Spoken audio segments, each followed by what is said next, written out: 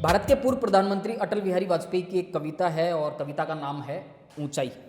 इस कविता की जो अंतिम पंक्तियां हैं वो हैं कि धरती को बोने नहीं ऊंचे कद के इंसानों की ज़रूरत है, इतने ऊंचे कि आसमान छू लें, नए नक्षत्रों में प्रतिभा का बीज बो दें, लेकिन इतने ऊंचे भी नहीं कि पांव तले दूब ना जमे, कोई कांटा ना लगे, कोई कली ना खिले। क्रॉस चैट पॉडकास्ट पे आपका स्वागत है। मेरा नाम लोकेंद्र है और ये कविता मैंने आपको इसलिए सुनाई है कि आज पॉडकास्ट स्टूडियो में तशरीफ़ लेकर आए हैं राजस्थान की विधानसभा में सबसे ऊंचे कद के विधायक, युवा विधायक, बड़े हैंडसम और ज़हीन विधायक डॉक्टर विकास चौधरी। डॉक्टर साहब, स्वागत है आपका। धन्यवाद लोकेंद्र जी, मुझे अच्छा लगा यहाँ आकर। Thank you. एक इंटरेस्टिंग फैक्ट मुझे पता चला कि अभी राजस्थान की विधानसभा में सबसे ऊंचे कद के विधायक आप हैं। लंबाई में तो मुझे लगता है सबसे लंबा मैं हूँ, और राजनीति में ऊंचाइयाँ छूने के लिए अभी मेरे पास काफ़ी मुझे संघर्ष करना पड़ेगा, काफ़ी मुझे अनुभव लेना पड़ेगा, काफ़ी समय लगेगा। परिवार का, बुजुर्गों का आशीर्वाद था, ये लंबाई उनसे मिली है और इस लंबाई के अनुसार मैं राजनीतिक क्षेत्र में भी लंबा काम कर सकूं, ऐसी मेरी आकांक्षा है। पर मैं ये बात हमेशा याद रखता हूँ। एक हम छोटे बच्चे थे तब से ये दोहा चलता था कि जैसे पेट खजूर, पंछी को छाया नहीं, फल लागे बड़ा भया तो क्या भया। तो इतना भी बड़ा नहीं होना चाहिए कि जैसे पेट खजूर होता है वो किसी काम का नहीं रहता। तो मैं चाहता हूँ कि मैं जनता के बीच में रहकर जनता में सुख दुख में रहूँ और उनके लिए हमेशा उनकी जनभावनाओं के अनुसार काम करूँ। मेरी औकात हमेशा मुझे मालूम है कि मैं यहाँ से उठा हूँ, यहाँ मुझे बैठना है, और इस बात को मैं कभी भूलता नहीं हूँ। अच्छी बात है कि आप किरदार की ऊंचाई की बात करते हैं और जो एक फिजिकली जो हाइट है वो कोई बहुत बड़ा मसला नहीं। मैं हमेशा कहता हूँ कि भाई जिनके अपने वजूद होते हैं वो बिना पद के भी मजबूत होते हैं। वाह। तो किरदार बड़ा होना चाहिए, आपका व्यक्तित्व बड़ा होना चाहिए और लोग उस व्यक्तित्व के अनुसार अनुसरण करें और उस व्यक्तित्व को कैसे आगे बढ़ा सकें उसके लिए हम लगे हुए हैं शुरुआत से। बहुत अच्छी बात आप कर रहे हैं। लेकिन ये बताइए, जैसे कि आपकी हाइट कितनी है? 6 फीट से ज़्यादा? हाँ, मेरी 6'2" है। 6 फीट 2 इंच है। तो कुछ फ़ायदे होते हैं ऊंची हाइट के? गाना तो हमने सुना था कि जिसकी बीबी लंबी उसका भी बड़ा नाम है ना? तो आदमी के लिए क्या फायदा? मेरा मानना, राजनीतिक क्षेत्र में इस हाइट का मुझे फ़ायदा मिला है। एक, मैं जहाँ भी जाता हूँ, जिस क्षेत्र में भी जाता हूँ, लोग मुझे याद रखते हैं मेरी हाइट की वजह से भी और व्यक्तित्व की वजह से भी। तो राजनीतिक क्षेत्र में इसका मुझे शुरू से, चाहे मैं विश्वविद्यालय की राजनीति करता आया हूँ, चाहे मैं कहीं भी बैठा हूँ, मुझे इसका फ़ायदा मिला है। पर कभी कभी है कि जो हमारे पुराने घर हैं उन पे ज़रूर मेरे सर टकरा जाता है। ये बहुत कमाल की बात कही है आपने कि ऊंचाई मायने नहीं रखती, हाइट मायने रखती। आपका किरदार कितना ऊंचा है, आपके विचार कितने ऊंचे हैं। और मैं यकीनन कह सकता हूँ कि पहली बार के विधायक हैं आप और इतनी खूबसूरत और ज़हीन बातें कर रहे हैं, तो ऐसे लोग होने चाहिए पॉलिटिक्स में। पर्सनली मेरा तो ये मानना है। आपका एक वीडियो देखा था मैंने जी, डांस करते हुए का। एक और कोट है मेरे पास में, फील्ड मार्शल सैम मानेकशॉ, जिन्होंने 71 का वॉर जीता था, कि जो ड्रिंक नहीं करते, स्मोकिंग नहीं करते और डांस नहीं करते वो लीडर नहीं बन सकते। क्या मानना है, आप कौन कौन सी चीज़ें करते हो? डांस तो आपका कमाल का है। नहीं, मैंने डांस ही किया है, बाकी चीज़ों से मैं दूर हूँ, शुरू से ही दूर हूँ। चाहे मैंने छात्र राजनीति से जीवन की शुरुआत की। डांस पारिवारिक कार्यक्रम था, छोटे भाई की शादी थी, माहौल था। मैं 3 दिन लगातार बीमार था। बीमार होने के बाद भी परिवार का एक माहौल था और मैं नहीं नाचता तो फिर भाई की शादी में कौन नाचता। तो एक आत्मीय भाव था, मेरा मन था, और आप लोगों ने उसको इतना चला दिया। मुझे नहीं लगा मैंने इतना अच्छा कोई डांस किया। डांस कमाल का था सर, लेकिन वो जबरदस्त, अच्छा वायरल हुआ। मैं जहाँ भी जाता हूँ तो डांस के चर्चे सब लोग कर रहे हैं, तो मुझे भी लग रहा है कि यार, मैं वापस देखता हूँ, मैंने कहा यार इसमें ऐसा तो कुछ है नहीं, लेकिन लोगों को अच्छा लगा। और राजनीतिक क्षेत्र में यही आपको चीज़ जिंदा रखती है कि लोगों को आप भाए। तो मुझे लग रहा है उस डांस ने पूरे राजस्थान में थोड़ा सा मुझे चर्चा में ला दिया। पार्टी के लीडर्स ने देखा डांस? लीडर अभी हमारे लीडर कह रहे थे कि हमारे को भी शादियों में करना पड़ता है, कि हमारे कोट करते हैं परिवार वाले, विकास चौधरी ने डांस किया आप भी करो। क्या बात वो कह रहे हैं मेरे हमारे पे प्रेशर कर दिया। और मैं आजकल कहीं शादियों में जाने लग जाता हूँ तो वो गाना चला देते हैं, अच्छा, मैं निकला गाड़ी लेके। अरे वाह। तो लोग लिखने लगे कि अब आप इस गाने को और तैयार कर लो क्योंकि जहाँ जाओगे ये गाना चलेगा आपका। तो रिहर्सल शुरू कर दिया आपने? रिहर्सल तो क्या कर दी, राजनीतिक क्षेत्र में कहाँ नाचने को मौका मिलता है।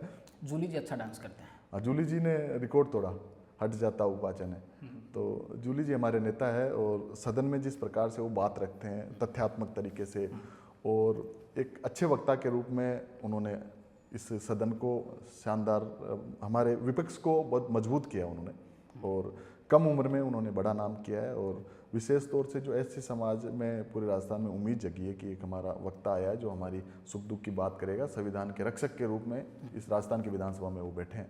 हम सब उनके साथ मिलकर, क्योंकि हमारे विपक्ष के नेता हैं, हमारे नेता प्रतिपक्ष है, तो हमारा दायित्व है कि उनके साथ हम मिलकर काम कर रहे हैं और हमें बोलने का मौका खूब देते हो, हर विषय पे बोलने का मौका देते हैं। तो मैं आपके माध्यम से उनका भी आभार प्रकट करता हूँ।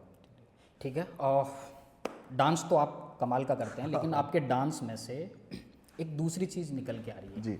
आप जिस गाने पे डांस कर रहे थे, मैं निकला गाड़ी लेके, जी।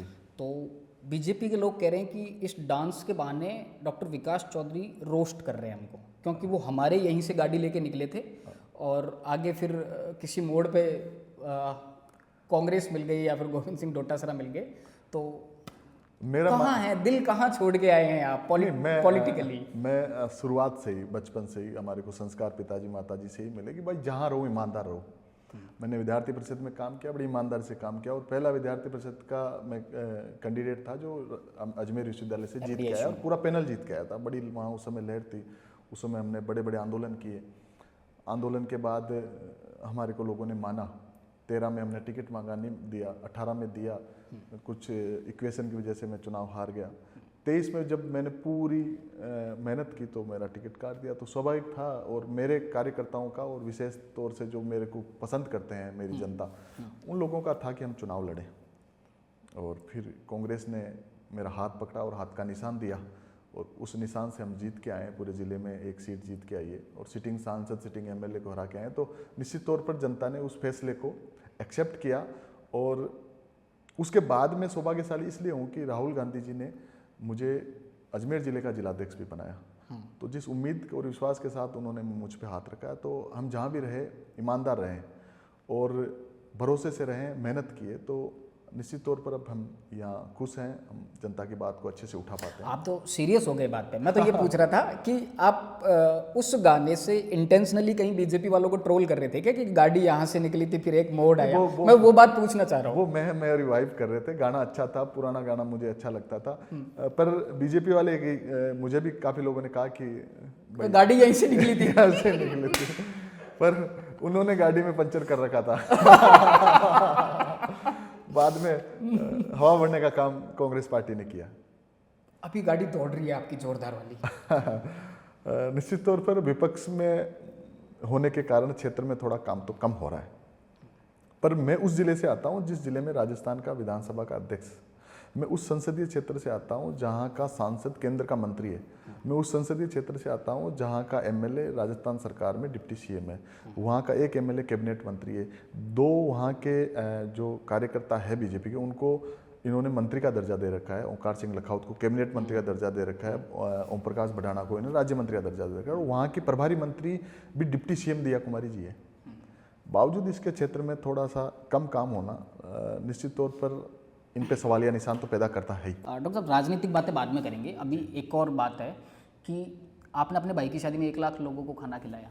हाँ, एक तो नहीं, लेकिन मेरा मन था कि सारे लोग आएँ, और जिस उत्साह से लोग आए, एक होता है कि भाई विधायक है उनको चेहरा दिखा के अपन निकल जाएं, लेकिन जिस उत्साह के साथ लोग आए, डटे रहे, तो मेरे भाई के मुंह से भी निकल गया और सारे लोगों के मुंह से निकल गया कि ये विकास चौधरी के 20 साल की कमाई है जो आज लोगों ने रिटर्न दी है इस समारोह में आके। और फिर अच्छे लोग आए, हमारे माननीय महामहिम राज्यपाल आए, हमारे पूर्व उपराष्ट्रपति धनखड़ साहब आए, और हमारे पार्टी के लीडर और पक्ष विपक्ष सब लोग आए, आरएलपी लीडर हनुमान जी भी आए। तो सब लोग आने से हमारी ना केवल पारिवारिक शोभा बढ़ी है, बल्कि लोगों में जो गलतफहमी थी वो भी दूर हुई है कि सरकार में 2 साल के बाद थोड़ा सा काम का लेकर इशू आता है, लेकिन वो सारी निकल गई। और शादी ने एक अलग सा मुझे एनर्जी दिया है।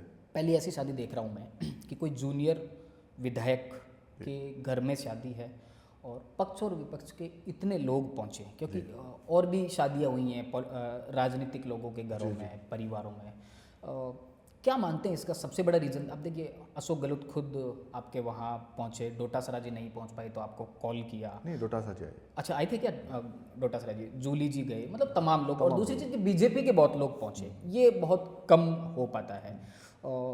कैसे कैसे पॉसिबल होता है? नहीं, ये मुझे लगता है ये मैंने कमाया। मैं राजनीति में अब जहाँ से आपने शुरुआत किया अटल जी से, भैरू सिंह जी की बात करें तो ये राजनीति में अजात शत्रु थे।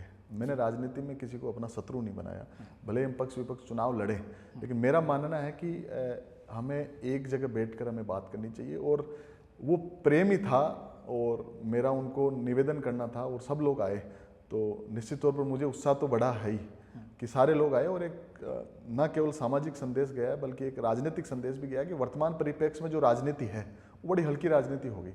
पहले लोग कहते थे कि भैरू सिंह जी जब मुख्यमंत्री हुआ करते थे तो विपक्ष का कोई एमएलए अच्छा बोलता था तो उसको डिनर के लिए बुलाते थे, वो शाबाशी देते थे, लड्डू खिलाते थे, लड्डू खिलाते थे। और अब वर्तमान में यदि आप सरकार के खिलाफ कोई क्रिटिसाइज करो तो छापे पड़ने का काम हो जाए या उसको अलग अलग तरीके से परेशान करने का काम हो जाए, तो उस राजनीति के हिसाब से ये एक शादी एक अच्छा संदेश पूरे राजस्थान में था कि सब लोग ऐसे सामाजिक कार्यक्रमों में, पारिवारिक कार्यक्रमों में एक होने चाहिए, एक साथ उठने बैठने चाहिए। ठीक बात है। भैरू सिंह जी का तो है ना, मिर्दा जी की बिटिया की शादी थी, तो भैरू सिंह जी खुद वो कहते हैं ना अपने घराती बन के, जो रामनिवास जो मिर्दा थे और भैरू सिंह शेखावत थे, दोनों की शक्ल मिलती नहीं, ये इस चीज़ को अशोक गहलोत जी ने भी आगे बढ़ाया। वो भी ऐसे कार्यक्रमों में हमेशा उपस्थित रहे। तो मुझे लगता है कि ये आगे भी बढ़नी चाहिए। परंपराएं जो राजस्थान की रही है, गौरवशाली परंपराएं, वो हमेशा आगे बढ़नी चाहिए।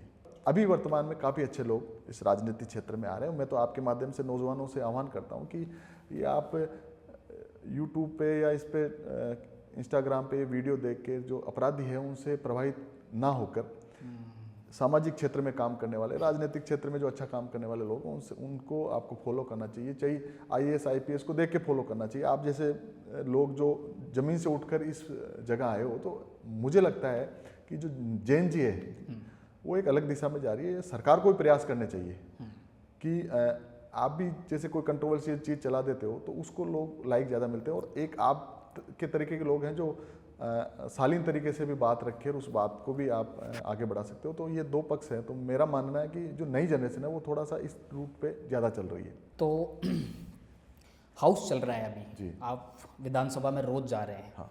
पहली बार के विधायक हैं जी। और कैसा एक्सपीरियंस रहे आपके पक्ष के लोगों के साथ में, विपक्ष के लोगों के साथ में? और क्या आपको कोई ऐसी कमी नज़र आती है कि इसे सुधारा जा सकता है या फिर ये चीज़ बहुत बढ़िया है? एक्सपीरियंस बताओ थोड़ा सा। मेरा मानना है कि नए लोगों को सदन की कार्य प्रणाली, प्रक्रिया, नियम समझने में 5 साल लगते हैं, पर हम थोड़े पढ़े लिखे लोग आए हैं तो हम थोड़ा उसको जल्दी भांप रहे हैं। हमारे को बोलने का मौका पूरा मिलता है। लेकिन पहले जब ये होता था कि सदन में कोई मुद्दा उठ जाए तो उस पर वो इम्प्लीमेंट होता था, उस पर काम होता था। पर आजकल मैं पिछले 2 साल से देख रहा हूँ कि इस पर कोई हम बोल रहे हैं, बात उठा रहे हैं, उसका ज़्यादा कोई असर पड़ नहीं रहा है, क्योंकि वर्तमान की सरकार पे ब्यूरोक्रेट हैवी है। इस कारण से काम इम्प्लीमेंट नहीं हो रहे हैं, और क्या पता नेता उनसे इतना क्यों डर रहे हैं जो सत्ता पक्ष के लोग हैं। दूसरा, जब मुख्यमंत्री जी बोलते हैं तो पूरा सदन सुनते हैं, नेता प्रतिपक्ष बोलते हैं पूरा सदन सुनता है, लेकिन वर्तमान में थोड़ा सा विधानसभा में ये व्यवधान ज़्यादा रहता है। लोगों को बोलने का समय पूरा मिलता है। मैं एक दिन बड़ी विडंबना हो रही थी मुझे कि हमारे हाउस में सत्ता पक्ष के कारण कोई बहस हो गई और छोटे छोटे बच्चे उस हाउस को देखने आए थे। तो मैंने आपके मीडिया के बंधुओं को भी कहा, यार मुझे आज बहुत अच्छा फील नहीं हो रहा। तो उन्होंने कहा क्या बात है? मैंने कहा बच्चे आए हैं बेचारे, बड़ी दूर से आए हैं, स्कूल ड्रेस पहन के आए हैं, कोई स्काउट की ड्रेस पहन के आए हैं, कोई एनसीसी की ड्रेस पहन के आए, वो बैठे हैं और वो हाउस में जो लड़ाई झगड़ा चला, पूरा हाउस बंद रहा, तो बच्चे बड़ी उम्मीद से आए हैं, उनको एक बार मौका मिलता है और वो क्या सीख के जाएंगे। तो कभी कभी ये होता है तो हमारे लीडर लड़ रहे हैं और इस तरह से लड़ रहे हैं, तो बड़ी विडंबना हुई, क्योंकि वहाँ सदन में जो बात बोलते हैं वो रिकॉर्ड पे आती है, और रिकॉर्ड पे आने के बाद यदि बड़े नेता उसको झुटला देते हैं तो ये फिर अच्छा संदेश नहीं जाता। तो नए लोग अच्छी परफॉर्मेंस कर रहे हैं और हमारे नेता प्रतिपक्ष और मुख्य सचेतक हमारे को बोलने का पूरा टाइम भी देते हैं, और हम जब मुद्दा आता है उसको पूरी बेखूबी तरीके से उठाते हैं ताकि जनता को फायदा मिल सके। अब जो सबसे इंटरेस्टिंग कहानी है विकास जी आपके बारे में, सबसे इंटरेस्टिंग आपकी जो अब तक की पॉलिटिकल जर्नी रही है जी वो है आपका ट्रांसफॉर्मेशन, और आप उसे बहुत जल्दी सीखना चाहते हैं या फिर अपने आप को बदलने की कोशिश कर रहे हैं। जी आपकी एक फ़ोटो वायरल हुई थी, आप आरएसएस की गणवेश में थे, आपने टोपी लगा रखी थी। और देखो मैं इसलिए आपके ऊपर ये एक तरह के मतलब आरोप लगा रहा हूँ कि आपने पार्टी चेंज की, कोई बात नहीं। जी मुद्दा है कि आरएसएस एक वैचारिक संगठन है, आइडियोलॉजिकल बेस ऑर्गेनाइजेशन है। मतलब आपने अगर गणवेश पहन लिया, आपने टोपी पहन ली, तो मतलब आपने उस विचारधारा को स्वीकार कर लिया, ठीक है। उसके बाद में आपको टिकट नहीं मिला तो रातों रात आप कांग्रेस की तरफ डिलीवर हो जाते हैं। ना केवल कांग्रेस की तरफ डिलीवर हो जाते हैं, आप कांग्रेस की आइडियोलॉजी को कैच करने की कोशिश कर रहे हैं, कांग्रेस के जिला अध्यक्ष भी बन जाते हैं। तो ये जो आपका जो चेंज है, बीजेपी से आप कांग्रेस में जाते हैं, इट्स ओके, पॉलिटिशियंस करते हैं, ठीक है। ये जो आपका चेंज है, इसके पीछे की क्या कहानी है, मतलब आप क्या सोचते हैं इस पे, और ये मेरा थोड़ा इंटरेस्ट है ये सब कुछ जानने में।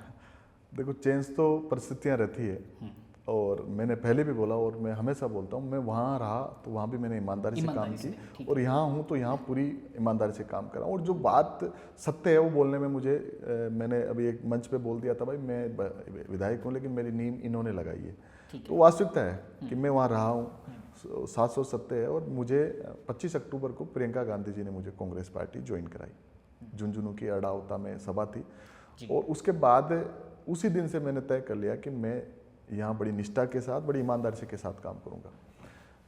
वहाँ रहा, वहाँ बड़ी ईमानदारी से काम की, चाहे विद्यार्थी परिषद हो, चाहे आप और आगे की बात कर रहे हो बीजेपी में हो, वहाँ भी मैं लगातार सक्रियता से काम कर रहा। लेकिन स्थानीय नेता केवल पैसों के दम पे और अपने संपर्कों के दम पे यदि किसी नौजवान को जो मेहनत कर रहा है और इस क्षेत्र में अच्छा काम करना चाहता है उसको दबाना चाहते हो, तो फिर मुझे मेरा रास्ता चेंज करना पड़ा। और मैं सौभाग्यशाली हूँ लोकेंद्र जी कि मैं एमएलए बनने के इतने जल्दी मुझे कांग्रेस पार्टी ने जिलाध्यक्ष जैसे पद पर बैठाया है। और बैठाते ही हमने सबसे पहले शानदार आंदोलन किया मनरेगा को लेकर। गांव में गए और अजमेर हेडक्वार्टर पे बरसों बाद लोग कह रहे हैं कि कांग्रेस का इतना बड़ा धरना हुआ है। लोग जुड़े, लोग हमारी बात से जुड़े, लोग हमारी सच्चाई से जुड़े। रही बात कि उस क्षेत्र में काम किया, तो मैं किसी क्रिटिसाइज पहले भी नहीं करता, आज भी नहीं कर रहा हूँ, क्योंकि जहाँ काम किया वहाँ किया है, वहाँ भी कुछ अच्छे लोग हैं और यहाँ बहुत अच्छे लोग हैं जहाँ मैं काम कर रहा हूँ, क्योंकि यहाँ मेरे को मेरी बात रखने की स्वतंत्रता है जी, लीडरशिप की स्वतंत्रता है। मैं क्या कपड़े पहन रहा हूँ, कांग्रेस पार्टी इससे नाराज नहीं होती। वहाँ कुछ लोग नाराज हो जाते थे। अच्छा, 100% कौन से कपड़े पहनने पे नाराज हुए? कुर्ते पजामा पहन लो तो भी थोड़ा सा उनमें एक अलग सी भावना कुछ लोगों में दिखती थी। ओके। जो पर यहाँ कांग्रेस पार्टी में विचारों की आज़ादी है, कपड़ों की आज़ादी है, मतलब आप अपनी बात को बड़े से बड़े लीडर तक पहुँचा सकते हो, कह सकते हो। तो मैं सौभाग्यशाली हूँ कि ऊपर वाले ने कुछ लिखा था कि मैं सही जगह आया हूँ, और मैं यहाँ बड़ी शिद्दत से काम करूँगा। जिले में 1 सीट है, मैं चाहता हूँ अगली बार 8 की 8 सीट आए और आसपास के जिलों में भी सीट आए।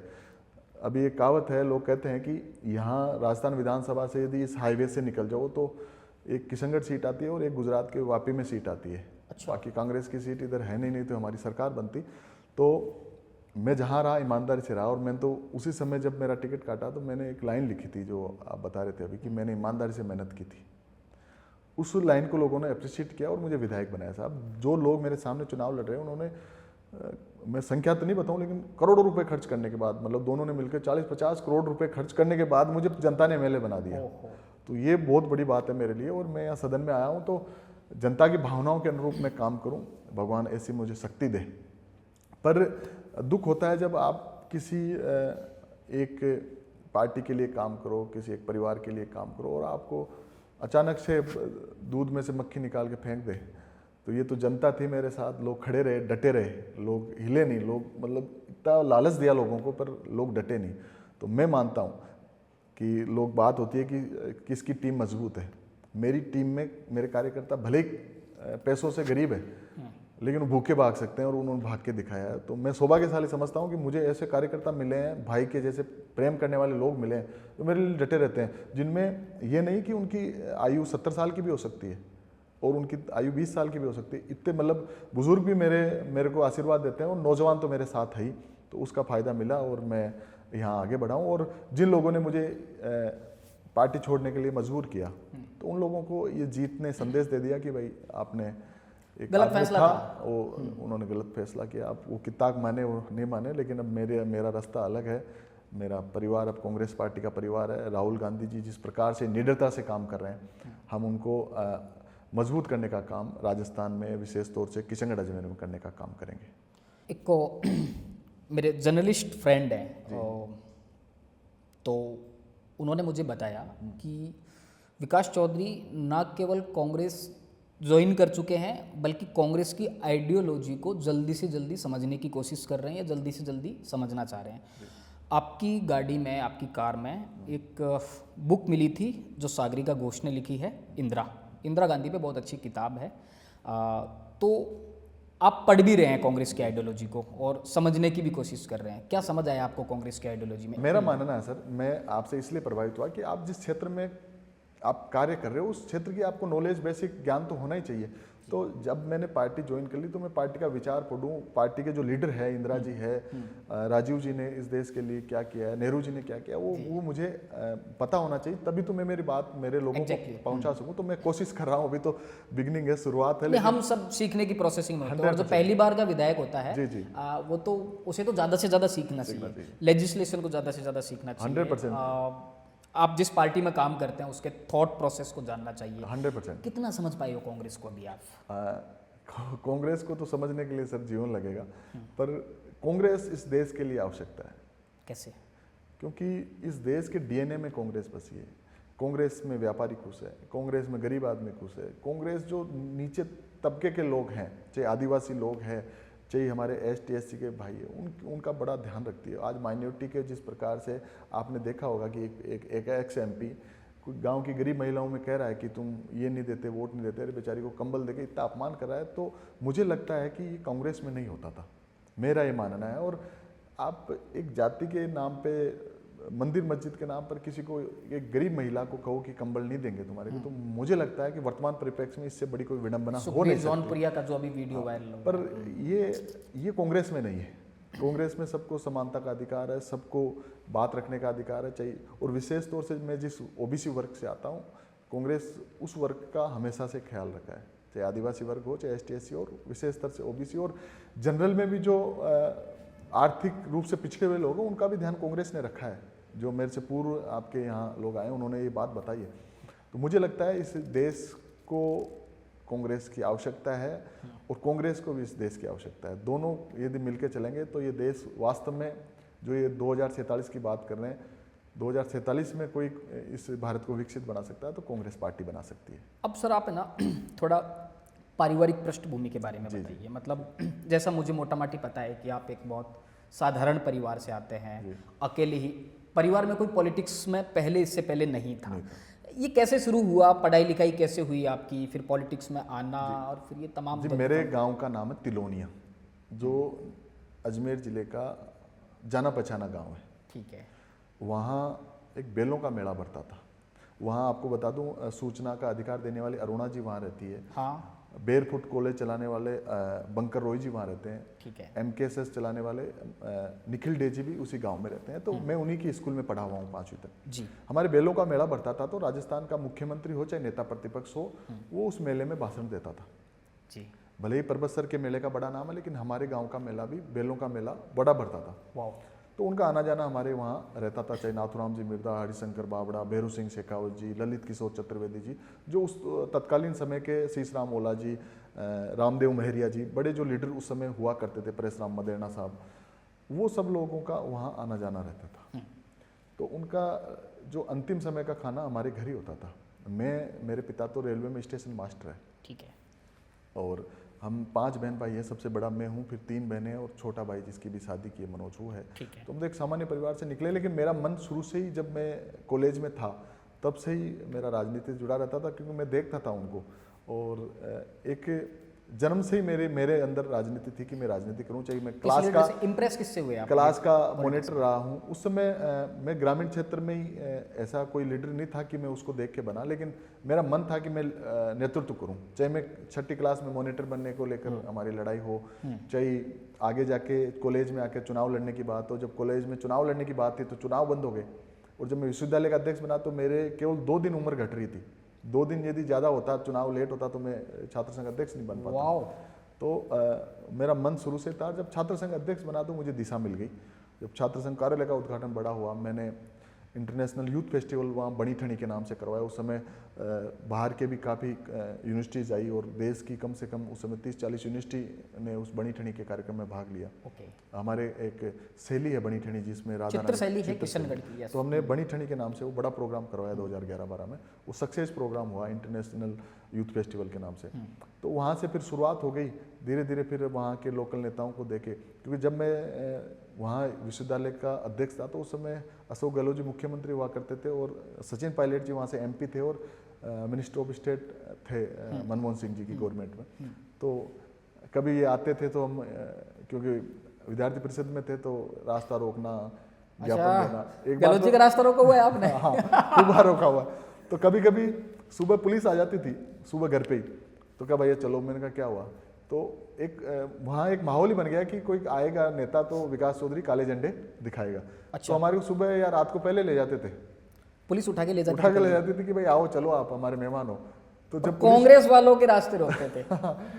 छात्र नेता थे वो, तो छात्र नेता तो पक्ष विपक्ष के सबके रोक सकते थे, लेकिन उस समय मैं जिस दल में काम करता था, जिस विचार काम करता था, कांग्रेस का विरोध करता था, कांग्रेस की सरकार थी, तो पुलिस से भी बड़ा पाला पड़ा रहता था। उस समय केस भी हुए, काफी केस चले भी। कितने केस हुए आपके? उसमें 5 केस हो गए थे मेरे पे स्टूडेंट लाइफ। तो अभी सारे फ्री हैं या? हाँ, अब मैं फ्री हो गया सबसे। अभी मैं बिल्कुल वो रास्ता रोकने के, राजकार्य में बाधा के, कॉलेज के गेट बंद करने के, कोई अब तो चलो सोशल मीडिया का ज़माना आ गया, टेबल बजाते हैं तो सुनते हैं लोग। उस समय हम मजबूती से लड़ाई लड़ते थे, और वाइस चांसलर की कुर्सी पे कब्जा किया हमने उस समय। तो बड़ा उस समय प्रिंट मीडिया ही था, आपके ये सोशल मीडिया तो था नहीं, तो प्रिंट मीडिया हमें अच्छा उस समय कवरेज देता था जब राजनीति करते थे। पर अजमेर की राजनीति थोड़ी सी अलग सी रही है शुरू से ही, आज़ादी के बाद से ही, क्योंकि एजुकेशन की जो शुरुआत हिंदुस्तान में हुई वो अजमेर से हुई। चाहे मेयो कॉलेज हो, चाहे हमारे गवर्नमेंट कॉलेज हो, चाहे DAV कॉलेज हो, चाहे सोफिया कॉलेज हो, बाद में ये MDS यूनिवर्सिटी बनी। तो एजुकेशन का हब रहा हुआ है अजमेर। तो एक रेनेसा का एक केंद्र हुआ करता था राजस्थान जी। में। जो ब्रिटिशर्स थे वो अजमेर में बहुत ज़्यादा रहते थे, ठीक है। राजस्थान में मीडिया का जो सबसे बड़ा काम था, राजस्थान में पत्रकारिता किसी वक्त अजमेर से पूरी मैनेज होती थी। पुराने जो अखबार हैं वो सारे अजमेर से निकलते थे। अजमेर में समाज सुधारक बहुत होते थे, फ्रीडम फाइटर बहुत हुआ करते थे। अजमेर का मतलब आज़ादी से पहले से ही नाम रहा है, चाहे अंग्रेजों ने शासन किया हो, चाहे राजा महाराजाओं ने शासन किया हो। अजमेर एक उनका हेडक्वार्टर था। और एक्चुअल में इस भौगोलिक दृष्टि की बात करें राजस्थान की, तो हम अजमेर राजस्थान के हार्ट में है, इसलिए हृदय कहा जाता है उसको, और अंडों की टोकरी कहा जाता है, क्योंकि वहाँ एनवायरनमेंट ना गर्मी ज़्यादा है न सर्दी ज़्यादा है। तो एनवायरनमेंट बिल्कुल एक वातावरण बिल्कुल संतुलित रहता है। इस कारण से लोग अजमेर को पसंद करते थे। सुंदर है, झील के चारों तरफ बसा हुआ है, वर्मा जी की नगरी है, ख्वाजा मोइनुद्दीन चिश्ती की दरगाह है, पृथ्वीराज चौहान की नगरी रही है। अजमेर में जो स्टूडेंट पॉलिटिक्स है, अब हम राजस्थान के सिनेरियो में बात करते हैं, तो स्टूडेंट पॉलिटिक्स का जो एक माइलेज है वो जब राजस्थान यूनिवर्सिटी को मिलता है या फिर जोधपुर यूनिवर्सिटी को मिलता है। जबकि इससे पहले मैंने कभी सुना नहीं था कि अजमेर में कोई बहुत बड़ा स्टूडेंट लीडर हुआ है जिसकी पैन राजस्थान अपील रही है। RU से जो भी प्रेसिडेंट बनता है पूरे राजस्थान में चर्चित हो जाता है, जोधपुर से जो भी प्रेसिडेंट बनता है पूरे राजस्थान में चर्चित हो जाता है। जबकि ये बताने की ज़रूरत है कि और कौन कौन से, आप जब आए थे उस वक्त कौन अच्छे स्टूडेंट लीडर थे, ऐसे स्टूडेंट लीडर जो अजमेर से शुरू होकर फिर पॉलिटिक्स में बहुत काफ़ी लीडर है जो स्थानीय वहाँ अजमेर के स्तर पर काम कर रहे हैं। लेकिन मैं सौभाग्यशाली हूँ कि यूनिवर्सिटी का एकमात्र अध्यक्ष हूँ अजमेर का, जो बीजेपी से भी चुनाव लड़ता हूँ और कांग्रेस से फिर मैं विधायक बनता हूँ। तो अब नए जो हमारे छात्र नेता उनको एक उम्मीद भी जगी है कि अजमेर की छोटी यूनिवर्सिटी से भी, क्योंकि राजस्थान यूनिवर्सिटी का बड़ा नाम है, यहाँ जो छात्र संघ अध्यक्ष रहता है या नहीं भी रहता है, चुनाव भी हार जाता है, उसका बड़ा नाम रहता है। उस यूनिवर्सिटी पे नज़र नहीं थी। लेकिन जब हम अध्यक्ष थे साहब, तो राजस्थान में हमारा सबसे चर्चित छात्र संघ का उस समय कार्यकाल रहा है। चाहे उस समय के जो भी नेता उनकी आप बात कर लो, हम लगातार सड़क पे और यूनिवर्सिटी पे जो भी छात्रों के अधिकारों की लड़ाई थी बड़ी मजबूती से लड़ी है। तो उस समय से हमारी बिगनिंग हो गई। 13 में हमने टिकट मांगा, वो मिला नहीं। 18 में जाके मिला तो चुनाव लूज कर गए, चुनाव हार गए। और राजनीति में मैंने देखा है कि हार की कोई कीमत नहीं होती है, हार हार ही होती है और जीत की अलग रीत निराली है। राजेंद्र राठौड़ कहते हैं कि जीत की तो रीत ही निराली है। तो रीत निराली है। हार के देखा तो हारने के बाद क्या कि कुछ आपके जो टीम के लोग हैं वही आपको अपसेट करते हैं। हार राजनीति में हार जीत चलती रहनी चाहिए, दोनों पाए बराबर रहने चाहिए। लेकिन सही कहा राठौड़ साहब ने कि भाई जीत की तो रीत ही निराली है। ये वास्तविकता भी है, ये मैंने भुगता है। मतलब ये कहानी आप इतना दिल से सुना रहे हो, जैसे यूं लगता है ना कि बड़ा घिस के रगड़ के। और नहीं, राजनीति में हमारे नेता सबसे बड़ा संघर्ष तो स्टूडेंट लाइफ में होता है। स्टूडेंट लाइफ में होता है। फिर 13 में टिकट नहीं मिलना होता है, जहां आपके साथ के काफ़ी लोग एमएलए बन जाते हैं। मैं भी उस समय 27-28 साल की उम्र में एमएलए बन जाता। फिर टिकट मिलता है तो हार जाते हैं। तो हार जो सिखाती है, मुझे नहीं लगता इस जीवन में कोई सिखा सकता है। हार जो आपको सिखाती है कोई नहीं सिखा सकता है। विकास जी, क्या लगता है, मतलब पॉलिटिक्स पेशेंस का प्रोफेशन तो है ही और खर्चीला भी है। वर्तमान परिप्रेक्ष्य में राजनीति कॉमर्शियल हो गई। बिना पैसों के, बिना मैनेजमेंट के आप राजनीति नहीं कर पाओगे, नहीं सर्वाइव कर पाओगे। तो पहले की राजनीति अलग होती थी, फोन नहीं होता था, नेता को देखते ही आपके कार्यकर्ता राजी हो जाते थे। वो काम लेके आते थे लेकिन उसकी मूरत देख के, उसकी सूरत देख के लोग भूल जाते थे कि यार हम तो मिल लिए राजी हो गए। ठीक बात है। आपके बेटा है, आपके परिवार? मेरी बेटी है बड़ी और अच्छा। एक बेटा है। आपका बेटा क्या बनेगा, तय किया है आपने? उसको पूछते हैं तो उसके अभी तो स्टेटमेंट चेंज होते हैं। 5 साल का है। मैं चाहता हूँ, वैसे किसी पिता को बेटे को फोर्स नहीं करना, मैं चाहता हूँ वो एक अच्छा खिलाड़ी बने, चाहे किसी भी क्षेत्र में हो। अब वो फुटबॉल करता है, लेकिन फुटबॉल का स्कोप राजस्थान देश में है नहीं। पर मैं चाहता हूँ खेल में आए, पर अब वो उसकी इच्छा होगी वो बनेगा। किशनगढ़ कम से कम परिवारवाद से बच गया है। मतलब डॉक्टर विकास चौधरी का बेटा नहीं, मैं राजनीति में नहीं है। राजनीति क्षेत्र में साहब हर आदमी सर्वाइव नहीं कर पाएगा। और जो मैं परिस्थिति से गुजरा हूँ, मेरा बेटा नहीं गुजर सकता। क्योंकि मुझे पता है, मैं जब एक बैग लेके सरकारी बस में बैठकर अजमेर गया और वहाँ से अजमेर का विश्वविद्यालय का अध्यक्ष बनकर लौटा, तो उस समय बड़ा संघर्ष था। पैसों से, कमरे किराए पे, हमारे साथ जो लोग रहते थे उनका, और वो जीवन मेरा बेटा मुझे नहीं लगता जी पाएगा। तो मैं चाहता हूँ वो अपना क्षेत्र चुने। और खिलाड़ी में क्या मैं चाहता हूँ, क्योंकि नेताओं के बेटों पे बार बार एलिगेशन लगते हैं, चाहे किसी भी प्रकार का हो। तो मैं चाहता हूँ कि खेल ऐसा क्षेत्र है जिसमें टीम वर्क, एक सामूहिक भावना होती है। तो सामूहिक भावनाओं में जाएगा तो निश्चित तौर पर वो दुनियादारी भी सीखेगा और अपने आप को इस्टेब्लिश करेगा वो। और आपके बेटे की जो माँ है वो क्या चाहती हैं कि उनका बेटा क्या बने? बात तो उसको पढ़ाने में बिजी है। अच्छा। और सब माँ का एक ही है कि अपना बेटा अच्छे से जीवन जिए, वो आगे बढ़े और उनके माता पिता का नाम रोशन करे, वो सब चाहते हैं। लेकिन अभी छोटा है, वो 5 साल का है। मुझे लगता है कि अभी उसको उसके जीवन पे छोड़ देना चाहिए, वो जैसे जिए। अभी आपने ऑफ कैमरा बहुत इंटरेस्टिंग बात बताई कि जो आपकी वाइफ हैं उनको भी पॉलिटिक्स समझ आती है।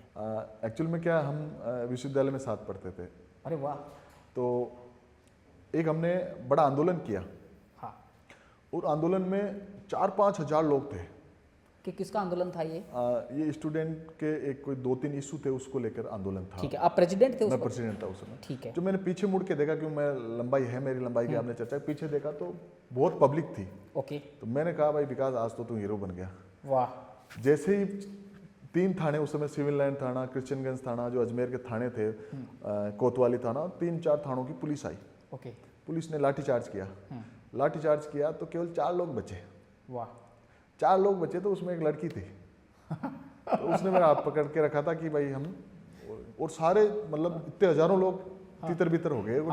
2-3 लोग हमारे पारिवारिक सदस्य और एक मेरी जो विशेष है वो बचे, सब लोग भागे। मैंने कहा यार ये कौन है जो सब इस लाठी से डरी नहीं। वाह। तो वहाँ से हमारा शुरुआत हुआ और आज हम निभा रहे हैं। हमारे 2 बच्चे हैं। खोल के बताओ थोड़ा और बताओ। तो और बताओ उनको नॉलेज तो है। मुझे लग रहा है कि इस कहानी में अभी बहुत सी बातें हैं जिसको छिपाया जा रहा है। छुपाया नहीं, फिर उन्होंने बताया। तो वो बेसिकली झुंझुनू में बख्तावरपुरा गांव से है। बख्तावरपुरा कटेवा परिवार है। यूनिवर्सिटी में वो पढ़ती थी उसमें? हाँ, यूनिवर्सिटी में वो आए थे। और फिर ये बात चली हमने बात करी, उनके मदर फादर ने नहीं, एक्सेप्ट आप फटाफट बता रहे हैं कहानी को। मैं वही आ रहा हूँ फिर से कि आप प्रोटेस्ट कर रहे थे, पुलिस का लाठीचार्ज हुआ, आपने पीछे को घूम के देखा कि कोई लड़की जो अभी तक डटी हुई है, यहाँ से वापस बताओ। हाँ, बट डटी हुई है और हाँ। पुलिस की गाड़ी में मुझे बैठाया तो मुझे वापस खींच रही है। आपको खींचा जा रहा है? हाँ, कि बाहर निकालो। तो मैंने कहा यार इतना हिम्मत वाला आदमी इस जमाने में कौन है। वाह। और फिर बात चली लगा तो मैंने कहा यार इससे बड़ा कोई जीवन साथी हो नहीं सकता, इसलिए वो शुरू से ही वही तय कर लिया पुलिस की गाड़ी में? भाई उस समय आप देखो ना कि सब लोग भाग गए, जिनके लिए मैं लड़ रहा था वो भाग गए, हमारे पे केस लग गए। और उस समय ऐसी परिस्थिति में आज के 16-15 साल पहले कोई लड़की खड़ी रहे, अभी तो चलो थोड़ा सिनेरियो चेंज हो गया, परसेप्शन बदल गया, आजकल तो आ जाती है, लेकिन उस समय खड़ा रहना, मतलब आज 1.5 दशक से पहले की बात है, तो वो खड़ा रहना बड़ी बात थी। तो मैंने कहा बड़ा हिम्मत वाली बात है। तो लड़ाई जिनके लिए लड़ रहा है वो सारे भाग गए। तो फिर मैंने कहा भाई ये तो है, बातचीत आगे बढ़ी, ऊपर वाले ने देख लिख कर नहीं बातचीत आगे बढ़ी। बातचीत आगे बढ़ी तो ठीक है उनके मदर फादर ने एक्सेप्ट किया, मैं बढ़िया धूमधाम से बारात लेके गए, शादी हुई, बेटी हुई, बेटा हो गया और अच्छे से चल रहा है अभी। देखिए मतलब आंदोलनों से आदमी नेता ही नहीं बनता, आशिक भी बनता है। अरे ऐसा नहीं है कोई, पर उस संघर्ष में खड़ा रहना और उस सिचुएशन में नहीं, उनकी बड़ी अहमियत थी। कितनी अच्छी बात है। प्रपोज आपने किया था, मैडम ने किया था? प्रपोज तो क्या बताएं इस कैमरे के सामने, लेकिन ठीक है लड़का ही करता है। लड़कियां कहाँ प्रपोज करती है, उस जमाने में कहाँ करते थे जी। अभी तो चल ठीक है, आजकल तो कर देते। कौन सी ईयर की बात बता रहे हो आप? ये 2010-11 की बात है। 2010-11 की। व्हाट्सएप तो नहीं चलाते होंगे? 2026 फोन ही नहीं था, व्हाट्सएप का छोटा फोन आता था, इतना व्हाट्सएप चला नहीं उस समय। व्हाट्सएप तो शायद लेट आया, फेसबुक का शुरुआत हो गया था उस समय 11-12 में। तो बात कैसे होती थी फिर? बात तो यूनिवर्सिटी में होती थी, यूनिवर्सिटी की लाइब्रेरी से बढ़िया कोई बातचीत होने का अब हो नहीं सकता इस ये बात खुली नहीं क्या कि मतलब नेताजी तो आशिकी कर रहे हैं, मोहब्बत की नजरों में गिरफ्तार हो गए, छुपा के रखा मामला? पर हमने एक पारिवारिक तरीके से शादी की है, ऐसा नहीं कि भाई कोई और। हमारे जो सामाजिक समीकरण है, हम क्योंकि हम जिस फील्ड से आते हैं, हम एक सामाजिक बंधन में बंधे हुए, तो वो मेरे कास्ट से ही है, जाट ही है। तो वो करना, क्योंकि परिवार में भी ये रहता है कि उस समय इस टाइप का होता नहीं था, और अभी भी लोग मानते हैं कि मैं नहीं मानता इस चीज़ को, क्योंकि अब यूथ है, उसको अपने तरीके से जीने का अधिकार है। पर उस समय ये सामाजिक जो बंधन है उनमें बंधना पड़ता था। और जब बात चली सेम कास्ट, हमारे जो भी गोत्र मिलाते हैं, 4 गोत्र टालते हैं, वो टल गई, लिखना था। और वाह डॉक्टर साहब वाह, आगे दे जोरदार आदमी निकले आप तो हैं। मेरे पास फोटो भी है, मेरे को पुलिस से खींचते हुए की, मेरे पास एक अखबार है, वो कटिंग दिखाऊंगा। उसको संभाल के रखा है आपने? संभाल के रख रखा है। यूनिवर्सिटी में हंगामा, छात्र संघ अध्यक्ष गिरफ्तार। कि आपने कहा कि वो गाना चल रहा है बीजेपी के लिए, कि एक मोड़ आया, मोड़ तो मेरे 2010-11 में आ गया था। वो क्या था? वो जो गाना चला, मैं निकला गड्डी लेके, तभी तो एक मोड़ आया, तभी तो शादी हुई। वाह। तो मैं तो उससे करा था, लेकिन लोगों ने उसको राजनीतिक तरीके से, बीजेपी में भी मोड़ आया, मेरे मोड़ जीवन में आते रहेंगे, आगे भी आएंगे। मेरी राशि में ये लिखा हुआ है कि जीवन में आपके कुछ लोग जबरदस्ती प्रतिद्वंदी हो जाएंगे बिना काम, चाहे मैं उनसे तय व्यवहार रखूं। बाकी ये गाना एक्चुअल में हमने हमारे हिसाब से कोई अचानक चलाया हुआ था, लेकिन हमारे जीवन में मोड़ तो 11 में आया था, लोग 23 वाला बता रहे हैं। ये लोग 23 वाला बता रहे हैं, क्योंकि लोगों को पुरानी बात पता नहीं, लेकिन मैं चाहता था आपको ये बात। फिर उस समय मैं जब यूनिवर्सिटी अध्यक्ष था, तो वसुंधरा राजे ने मेरे कार्यालय का उद्घाटन किया था, और सावनलाल जाट हमारे कद्दावर नेता थे, वो वहाँ आए थे। सुनील बंसल जी जो भी बीजेपी पार्टी के राष्ट्रीय महासचिव है, वो लोग आए थे, और एमएलएस काफ़ी लोग थे। तो उस समय जब मेरे कार्यालय का उद्घाटन था, तो ट्रैक्टरों से लोग आए। तो अजमेर ने देखा कि यार कौन आदमी है जो ट्रैक्टरों से लोग लेके आ रहा है, या नारे लग रहे हैं। और उस समय से वसुंधरा जी ने एक भाषण भी बोल दिया, भाई यूनिवर्सिटी में अब तू बहुत काम कर लिया, अब तू क्षेत्र में संभाल, आज से तुझे। तो काफ़ी बड़े लोगों को वो बात चुभ भी गई। अरे कि बताओ, कल का लड़का, इसको तो टिकट मिलने जैसी संभावना है। उन्होंने कह दिया कि आप जाओ, तो लोगों को उस समय फिर क्रिटिसाइज भी किया गया मेरे को कि जल्दबाजी कराया। बाकी मैं 2013 में यदि मैं आता, चुनाव लड़ता, तो उस समय 163 लोग आए थे इनके, तो क्या बता, सब गधे घोड़े सारे जीत गए, तो हमारा ही नंबर बैठ जाता। पर जहाँ भाग्य होता है उससे बड़ा कोई। एक बात की मैं तारीफ करूँगा आपकी जी। आप संवरमल जाट की मूर्ति का कार्यक्रम था, उसमें आपका स्पीच वायरल हुआ था। देखो ये बहुत साफगोई है ना, पॉलिटिक्स में बहुत कम लोगों में होती है कि जो बात जैसी है उसको जैसे कि तैसा कह देना। लोग छुपाते हैं बातों को। आपने एक बोल्ड स्टेटमेंट दिया था कि मैं कहीं भी रहूं लेकिन मेरी जो परवरिश है, मेरे जो संस्कार हैं, वो वसुंधरा राजे जी का जो एक बड़ा इम्पैक्ट है उस पर, प्रोफेसर सांवरमल जाट का बड़ा इम्पैक्ट है। और ये साफगोई आपको फ़ायदा पहुंचा रही है, नुकसान कर रही है? नहीं, वर्तमान परिप्रेक्ष्य में तो देखो साफ बोलना तो राजनीति में नुकसान देती है जी। उसका मुझे जब जिलाध्यक्ष का चयन प्रक्रिया चल रही थी संगठन सर्जन की, तो उसमें बड़ा उसका नुकसान भी हुआ, लेकिन मैंने सच्चाई बोली है, मैंने वास्तविकता बोली। मुझे टिकट उन्होंने दिया, तो वास्तविकता इसको मैं जनता के बीच में बोल रहा हूँ। तो कुछ लोग मुझे बहादुरी भी कर रहे हैं, कुछ लोग उसको क्रिटिसाइज भी कर रहे हैं, पर मेरा मानना है, जहाँ मैं बार बार आपको बोल रहा हूँ, मैं ये तीसरी बार इस इंटरव्यू में ये बात बोल रहा हूँ कि मैं जहाँ भी रहा ईमानदारी से और मन में ऐसा कुछ है नहीं कि उसको दबा के रखूँ। हमारे से ज़्यादा बात दबी हुई नहीं रहती। मोहब्बत में ईमानदार होता है ना, वो सब जगह ईमानदार होता है। और जो वास्तविकता सच्चाई है उसको मुझे नहीं लगता बोलने में आपको डरना चाहिए। तो मैंने बात बोली, भाई मैं विधायक हूँ लेकिन मेरी नींव इन्होंने लगाई है, तो ये सच्चाई भी है। पर आज मैं जहाँ हूँ वहाँ पूरे समर्पित भाव से काम कर रहा हूँ।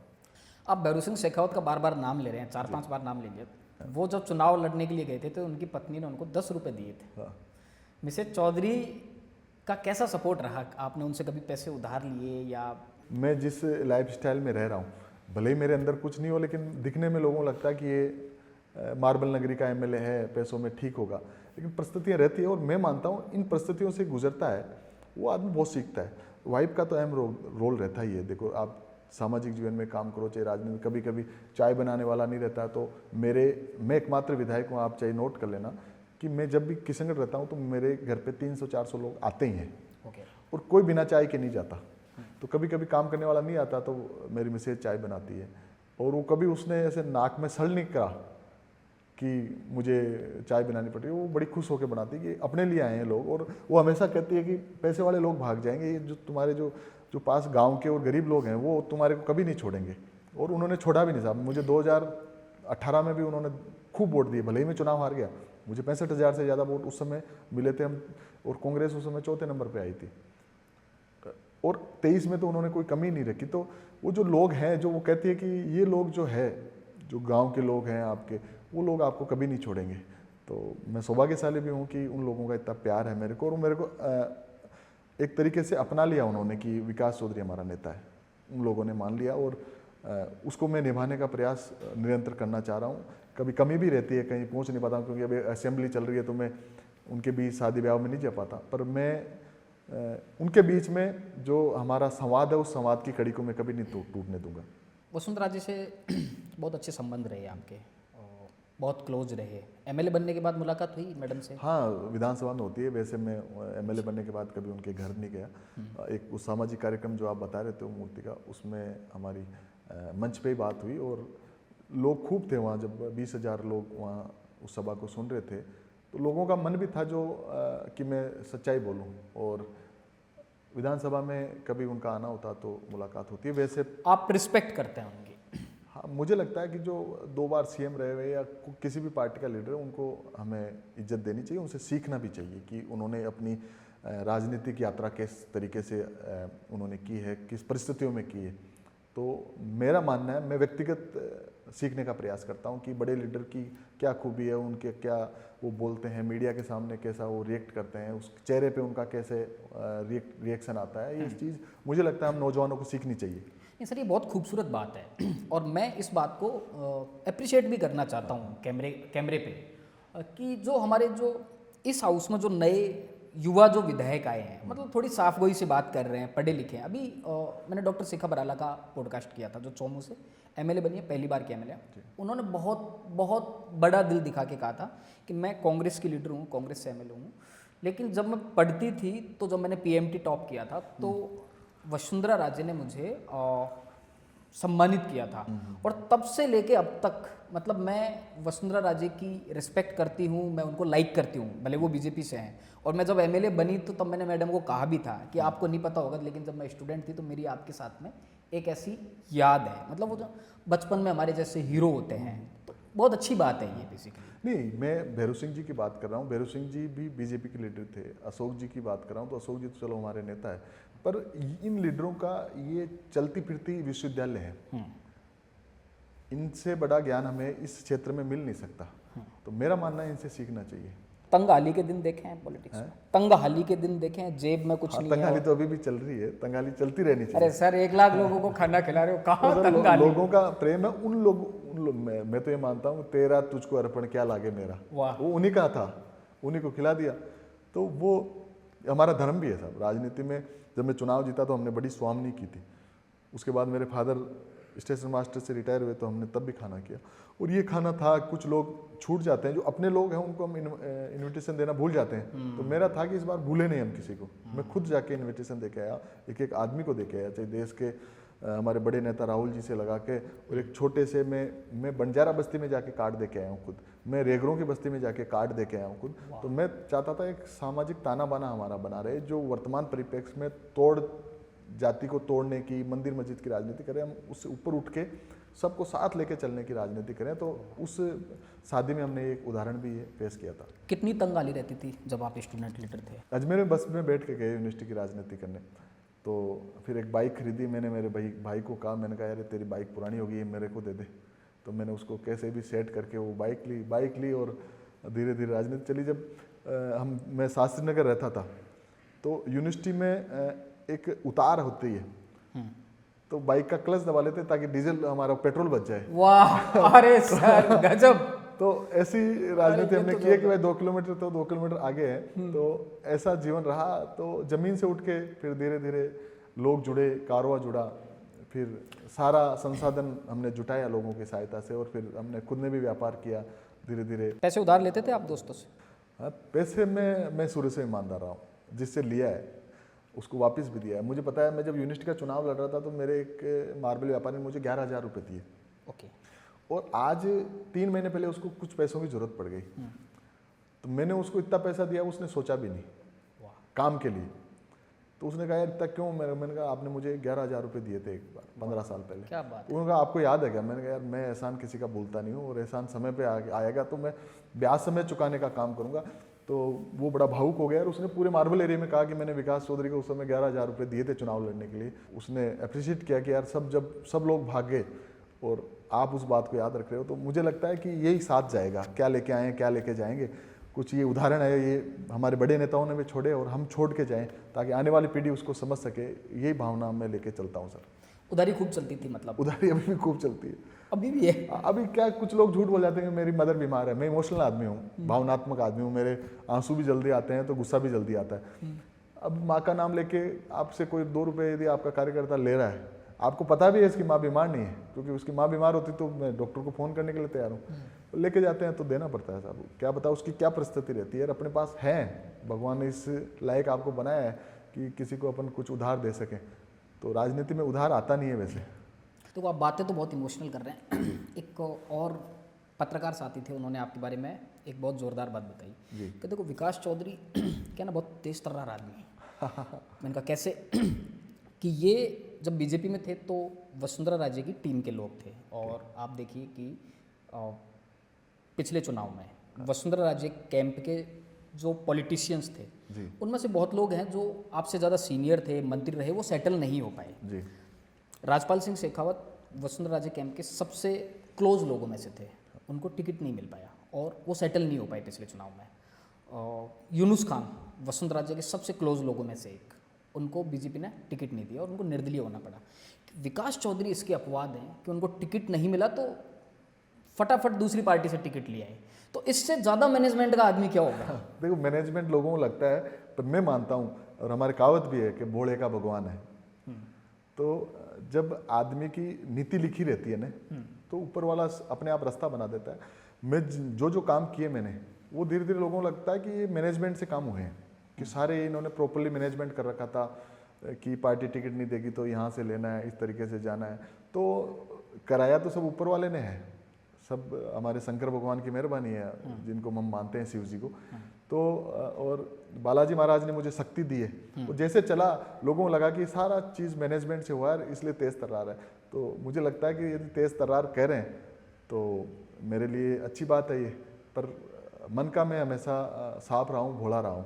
तो ठीक है, जहाँ जननी ले जाएगी, जहाँ मेरी यात्रा है, तो उस यात्रा में मैं ईमानदार रहूँ। बस मेरा हमेशा ये रहता है कि उस यात्रा में ईमानदार रहूँ, तो लोगों को लगे कि यार कोई नेता आया था जो इस कॉमर्शियल युग में, इस आर्थिक युग में भी अपना काम ईमानदारी से करके गया है। बस ये मेरा ध्येय है। 2 चुनाव लड़े आपने एमएलए के। अभी आपने डिस्कशन में भी कहा कि भाई मेरे सामने जो प्रत्याशी थे उन्होंने बहुत ज़्यादा पैसे खर्च किए, खूब ज़्यादा 40-50 करोड़। जी। और किशनगढ़ में पॉसिबल भी है क्योंकि मार्बल सिटी है। हाँ।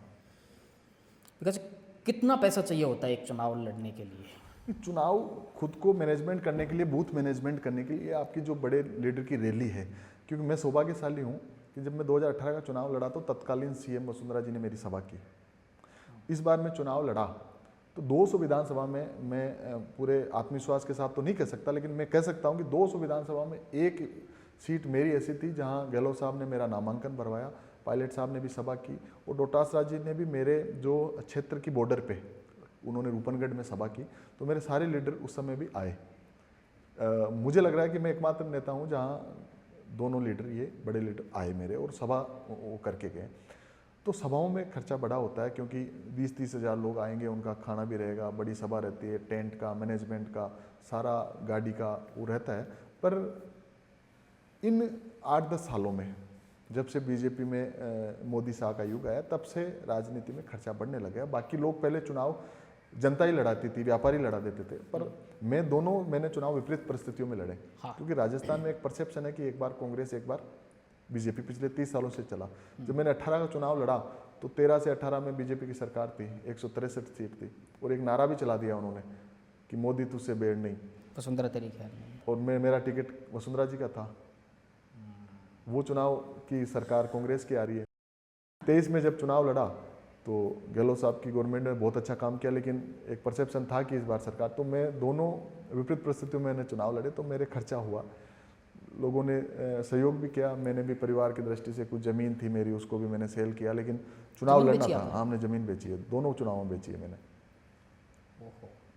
पर ठीक है, लोग अब व्यापारी वर्ग में क्या सर, मैं जहाँ एक व्यापारी वर्ग में मेरे जो प्रतिद्वंदी थे, उन्होंने एक परसेप्शन फैला दिया कि तो यूनिवर्सिटी का अध्यक्ष रहा है जी, ये तो बदमाश है जी, ये तो गुंडा है जी, इस पे तो 5 केस है जी, ये तो हरियाणा से है जी, ऐसा परसेप्शन फैला दिया। और नया आदमी जब आपके पास यूथ टीम रहती है तो एक लोगों को लगता भी है कि यार क्या पता बदमाशी हो जाएगी, किशनगढ़ में आपकी फैक्ट्रियों पे कब्जा हो जाएगा, आपके ये हो जाएगा। पर अब जब मैं विधायक बनने के बाद 2 साल से व्यापारियों ने देखा तो उन्होंने कहा यार ये तो इनके खिलाफ तो ज़बरदस्ती हवा बना दी गई थी। अब धीरे धीरे व्यापारी सेटल है, व्यापारी बहुत अच्छे से मित्रता रखते हैं मेरे से, और अब उन लोगों को लगे कि यार ये तो हमारे बीच का उठा हुआ आदमी है, हमारे को समझ सकता है।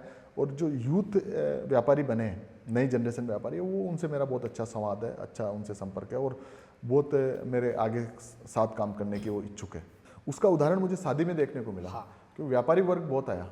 आपको तो क्या कि जो जाने मानी हस्तियां हैं राजनीतिक क्षेत्र से वो दिखी होगी, बाकी व्यापारी बहुत लोग आए, बड़े बड़े लोग आए जिन्होंने समय दिया। भले ही उनको वो भीड़ में जाने वाले लोग नहीं है, भीड़ में तो कुछ लोग उस भीड़ को पशु मेला भी कहते हैं जी जी, पर उसमें भी वो धक्के खा के उस अच्छा फील कर रहे थे कि यार इतने लोग। राजनीति सच में इतना समर्पण मांगती है कि ज़मीन बेचनी पड़ जाए आदमी को? 100% यदि आप उस क्योंकि मेरे पास लेगेसी तो थी नहीं, कोई विरासत से आया नहीं कि मेरे पिताजी या मेरे दादाजी कोई एमएलए एमपी रहे हैं। मैं तो एक जमीन से उठा हुआ हूँ, और इस युग में छात्र राजनीति एकमात्र विकल्प है कि आपको यहाँ तक ला सकती है। इसलिए मैं बार बार वहाँ छात्र संघ चुनाव बहाल करने की मांग करता हूँ, क्योंकि मेरे जैसे नौजवान जो सपना देखते हैं एमएलए एमपी बनने का, वो ये छात्र राजनीति पूरा कर सकती है, यही आपको नेतृत्व दे सकती है। और जो नई लीडरशिप तैयार करती है वो छात्र राजनीति है। चाहे अशोक गहलोत जी की बात कर लो, चाहे राजेंद्र राठौड़ जी की बात कर लो, सतीश पूनिया जी की बात कर लो, जो भी लीडर काम करे, कालीचरण सराफ जी नेता रहे, रघु शर्मा जी यूनिवर्सिटी के नेता रहे, राजकुमार शर्मा जी, मेरे साथ मनीष यादव जी है, मुकेश भाकर जी है, ये हमारे अभिमन्यु पूनिया जी है, ललित यादव जी है, ये हमारे क्या नाम है रामनिवास गावड़िया जी है। ये सारे लोग जो हम नई जनरेशन के लोग हैं। और आरएलपी में बात करो तो हनुमान जी भी छात्र राजनीति से निकले हुए, महेंद्र चौधरी जी निकले, अनेक नाम है जिनका नाम आपके खाचरियावास जी है, अनेक नाम, क्योंकि नाम किसी का निकल भी जाएगा, लेकिन छात्र राजनीति से निकले हुए लोग हैं। और लोकतंत्र के मजबूत सिपाही बन के इन्होंने अपने आप को स्थापित किया है। तो मेरे को लगता है कि छात्र राजनीति के कारण और कोई मेरे पास लेगेसी नहीं होने के कारण मुझे थोड़ा संघर्ष करना पड़ा, और मेरे साथ वालों ने लोगों ने भी किया है, कोई अकेले मैंने नहीं किया। उन लोगों की परिस्थितियां रही होगी, क्योंकि हर जिले की, हर कॉन्स्टिट्यूंसी की अलग समीकरण रहता है। किशनगढ़ विधानसभा में बेसिकली व्यापारियों का इलाका है, बड़े मार्बल व्यवसायी वहाँ पर रहते हैं। तो कुछ गिने चुने कुछ बड़े सेठ हैं जो ये तय करते हैं कि वहाँ पे विधायक कौन बनेगा। ये एकदम ओपन सीक्रेट है वहाँ का कि अगर किसी को विधायक बनना है, किसी को वहाँ से एमएलए बनना है, तो कुछ जो बड़े सेठ हैं उनसे आप बात करिए, उनको आप मैनेज रखिए। क्या लगता है कि जनता इम्पोर्टेंट है या फिर वो जो बड़े सेठ लोग हैं जो बड़ा धंधा करते हैं वहाँ पे, वो इम्पोर्टेंट है? आपने किसको साधा? नहीं, मैंने तो जनता को साधा पहले दिन से, जी। और जनता दोनों चुनावों में मेरे साथ डटी रही। पर मुझे नहीं लगता कि कोई व्यापारी किसी भी लेवल का, मैं किसी का नाम नहीं लूँगा, किसी भी लेवल का व्यापारी राजनीति में वहाँ कोई इंटरफेयर करता होगा, नहीं करता मेरे हिसाब से।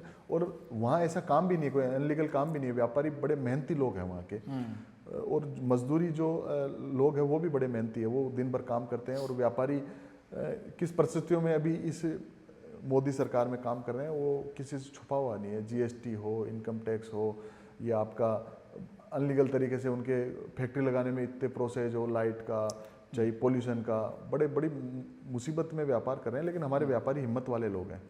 तो मुझे नहीं लगता, और मैं नहीं मानता कि कोई व्यापारी राजनीति में इतना इंटरफेयर करता होगा। हाँ, ये जरूर है जिसके साथ व्यापारी रहते हैं तो उसका माहौल अच्छा होता है, क्योंकि एक व्यापारी के फैक्ट्री में कम से कम 200 लोग 100 लोग काम करते हैं, और वो वही के मतदाता हैं। वो वहीं के मतदाता है, अधिकतर वहीं के मतदाता है। तो वो जरूर उनका थोड़ा सा वो रहता है कि इन्फ्लुएंस रहता है, 100% रहता है कि इन व्यापारियों के साथ, और वो एक माहौल तैयार करते हैं मंडी में। जो 18 के चुनाव में मेरे थोड़ा खिलाफ हो गया था, लेकिन 23 के चुनाव में मंडी ने मेरा पूरा साथ दिया। 18 में व्यापारी आपके साथ नहीं थे? 18 में व्यापारी कम साथ थे, नहीं थे? हाँ कम साथ थे मेरे, ना के बराबर थे। लेकिन अब 23 में बहुत जुड़े, और 28 में तो पूरे व्यापारी मेरे साथ रहेंगे। एक बहुत बड़ा हॉट मुद्दा था राजस्थान में जी। मतलब पूरे राजस्थान को हिला के रख दिया जी। तो दैनिक भास्कर का जो स्टिंग था एमएलएज के खिलाफ, एमएलए लेड का, आप भी एमएलए हैं जी। एमएलए लेड का आप आवंटन करते हैं, आपका क्या प्रोसेस रहता है? नहीं, उस प्रोसेस में जो दरी पट्टी का मामला था, तो काफ़ी लोग कह रहे थे कि 150 से ज़्यादा लोगों ने दरी पट्टी के पैसे दे दिए। मैं उन 50 लोगों में हूँ जो मैंने दरी पट्टी के नाम पे पैसे आपने दरी पट्टी के पैसे नहीं दिए? मैंने नहीं दिए सर। ठीक है। क्योंकि मेरे पास भी बहुत आए हैं, शायद ये पत्रकार महोदय भी आए होंगे, कोई बड़ी बात नहीं, और खूब लोग आए हैं कि ये है वो है। पर हमने कहा यार, हम उन गाँव में कैसे जाएंगे जिन गाँव में हमने काम नहीं कराया? हमारे तो उनके पैसे पाते ही नहीं आ रहे। जिस गांव में ग्राम पंचायत में हमने विकास कार्य के वादे कराए हैं, लाइब्रेरी बनाने का वादा किया है या रोड बनाने का वादा किया है, तो वो कब होगा? जब हम ऐसे चोरी करने लग जाएंगे। तो फिर मेरा मानना है कि मैं इस तरीके काम करने एमएलए नहीं बना हूं, मुझे जनता की लंबी सेवा करनी है। आप एमएलए लेड का आवंटन कैसे करते हैं, मतलब आपका प्रोसेस क्या रहता है? हम ग्राम पंचायत इस तरह से करते हैं कि इस ग्राम पंचायत में किस चीज़ की ज़्यादा आवश्यकता है। मेरा फोकस शुरू से ही बच्चों को लाइब्रेरी देने का है, जो काफ़ी लाइब्रेरीज, चाहे एससी वर्ग में हो, चाहे क्षेत्रवार हो। मैं 7-8 बड़ी लाइब्रेरी, चाहे माली समाज में हो, चाहे हमारे एससी समाज में, अंबेडकर विचार मंच की के आह्वान पर मैं वहाँ लाइब्रेरी दे रहा हूँ। हमारे बोराड़ा में एक बड़ी लाइब्रेरी बन रही है। तो मेरा तो कि बेसिक जो बुनियादी जरूरत है, पानी, बिजली, स्वास्थ्य, उस पर भी खर्च हो। उसके लाइब्रेरी पे ज़्यादा फोकस है? लाइब्रेरी पे मेरा ज़्यादा फोकस है, और स्पोर्ट्स पे भी है। मैं कभी स्पोर्ट्स के लिए कुछ ज़्यादा कर नहीं पाया, लेकिन मेरा मन है कि मैं 1-2 अच्छे दिखते हुए ग्राउंड दे के जाऊँ। तो फोकस है, यूथ भी है, महिलाओं को लेकर भी है, और विशेष तौर से जो पिछड़े वर्ग है जिनकी शिक्षा की आवश्यकता है, तो उसको लेकर मैं लगातार प्रयासरत हूँ। इस क्षेत्र में लेकर मैं मेरे एमएलए लेड का पैसा दे रहा हूँ। कैसे होता है ये एमएलए लेड से कमीशन ले रहे हैं? हाँ, ये तो हमारे को भी कमज़ोर करने का काम है। शर्मनाक बात है राजस्थान के लेजिस्लेशन की। 100% यदि ये बात हुई है तो इससे बड़ा तो हो नहीं सकता। इससे हमारी साख घटी भी है। हाँ। जो एमएलए 200 एमएलए उनकी सारों की साख घटी है इस तरीके के जो यदि काम हुआ है। तो मुझे नहीं लगता कि ऐसे काम होने चाहिए, क्योंकि जनता बड़े विश्वास से चुनती है।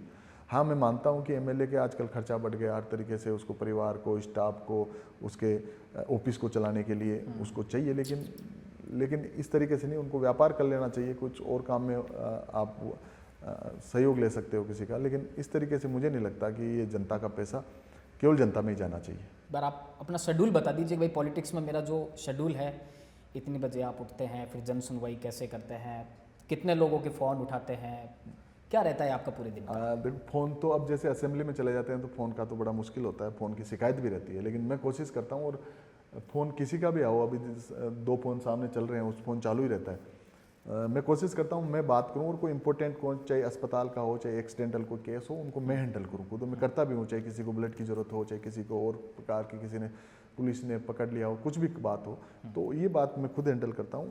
बाकी मैं सुबह 6 सवा 6 बजे उठ जाता हूँ। फिर मैं मेरा दैनिक क्रियाओं से फ्री होके फिर शायद मैं सबसे पहले जो भी लोग आ जाते हैं, क्योंकि दूर से आ जाते हैं, तो एक बार सुन के फिर तैयार होने चला जाता हूँ, फिर वापस लोगों को सुनता हूँ। फिर मैं क्षेत्र में निकल जाता हूँ, दिन भर मैं क्षेत्र में रहता हूँ, शाम को वापस आता हूँ।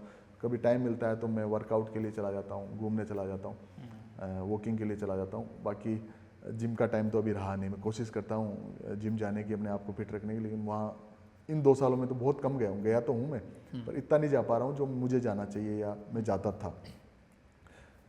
जनता में रहता हूँ, फिर शाम को सेकंड शिफ्ट का, मैं लोग कहते हैं कि आप 3-4 शिफ्ट में काम करते हो, सुबह की शिफ्ट अलग, दिन की अलग, शाम को खाना खाने के बाद फिर शाम के शहर में शादी ब्याह अटेंड करना, या कोई मुद्दा हो, धरने पे बैठना हो, वो अलग। फिर अब जिलाध्यक्ष बनाने के बाद जिम्मेदारियाँ और बढ़ गई, धरने देना या कोई पार्टी का जो एजेंडा है उस एजेंडे को कलेक्टर तक पहुंचाना, इन कामों को लेकर व्यस्त रहते हैं। बाकी परिवार को समय कम दे पा रहा हूँ, बच्चों को समय कम दे पा रहा हूँ। बच्चों को उम्मीद ही रहती है, और मेरे बच्चे दोनों ऐसे हैं कि मैं जब तक नहीं आऊँगा रात को वो सोते नहीं है।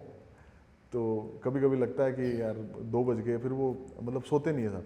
2 बजे नहीं सोते? हाँ, नहीं सोते कि पापा आएंगे तो सोएंगे। तो बड़ी वो दिक्कत रहती है, तो कोशिश करता हूँ मैं तो 10-11 बजे दिक्कत हो पहुँच गई जाऊँ। आपके? हाँ, ये बड़ी दिक्कत है, पर वो उनका लगाव भी मेरे से ऐसा है कि वो दोनों सोते नहीं है, दोनों बहन। तकलीफ देती है ना ये बात? हाँ, ये तो बात तकलीफ ये बात देती है। तकलीफ देती है ना कि आप अपने प्रोफेशन की वजह से आप उन्हें सोने का अधिकार है सर, ये कॉन्स्टिट्यूशनल राइट है, ये सोने अच्छी नींद का हाँ, अधिकार उनको है। समय में नहीं दे पाता देखो, और मुझे लगता है कि जो 24 घंटे की राजनीति करता है वो नहीं दे पाता होगा, कोई भी परिवार को टाइम नहीं दे पाते। स्ट्रेसफुल काम है। हाँ, अब मैंने अभी मैसेज दिखाया आपको, 30,000 पेंडिंग व्हाट्सएप के मैसेज पड़े हैं मेरे पास अभी पेंडिंग, और उसमें कई इंपॉर्टेंट लोग भी है, कई अच्छे आपके लेवल के लोग हैं, तो उनको मैं कैसे समय दे पाऊंगा?